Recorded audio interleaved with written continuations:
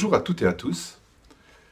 Vous vous souvenez peut-être de mon dernier message dans lequel j'avais abordé la thématique de l'intégration de la qualité dans les métiers et plus particulièrement l'intégration de la qualité dans la mesure des performances des processus.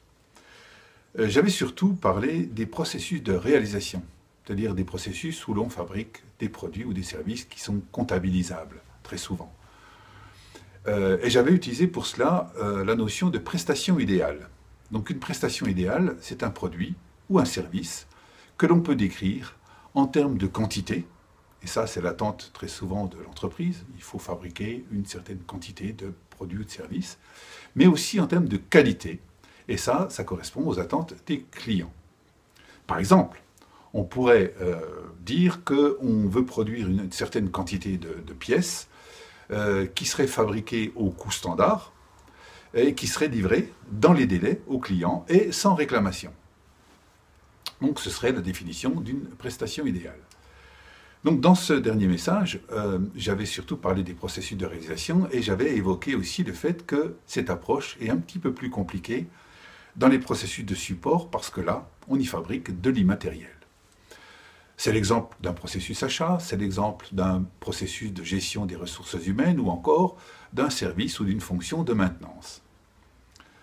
Si je voulais mettre en place un indicateur de performance dans le dernier cas que j'ai évoqué, dans un processus de maintenance, avant de faire quoi que ce soit, il faudrait d'abord se pénétrer de la finalité, de manière à mettre l'indicateur au bon endroit, d'utiliser la bonne mesure. Pour cet exemple de service de maintenance, la finalité, ce n'est pas tout à fait celle qu'on pourrait penser, qui serait d'intervenir le plus rapidement possible. La vraie finalité d'un processus de maintenance, c'est qu'il n'y ait pas de panne. Et mon indicateur de performance, ce sera la notion de jour parfait, c'est-à-dire un jour où il n'y a pas de panne d'équipement.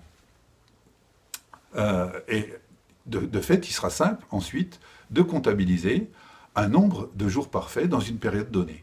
Et on aura ainsi un ratio d'efficacité de ce processus de maintenance. On dira eh bien, qu'au mois de février, on a eu 53% de jours parfaits. Alors, ça, c'est applicable à d'autres processus. Alors, j'oubliais, effectivement, en plus de l'efficacité, on peut tout à fait, à partir de cette notion de jour parfait, avoir un indicateur d'efficience. Je reprends l'exemple de la maintenance, et si je rapporte tous les coûts de maintenance, les coûts externes, les coûts internes et les coûts des fournitures que l'on achète ou des équipements qu'on peut acheter, et si je rapporte ça à un nombre de jours parfaits sur une période, eh bien j'aurai calculé l'efficience du service maintenance.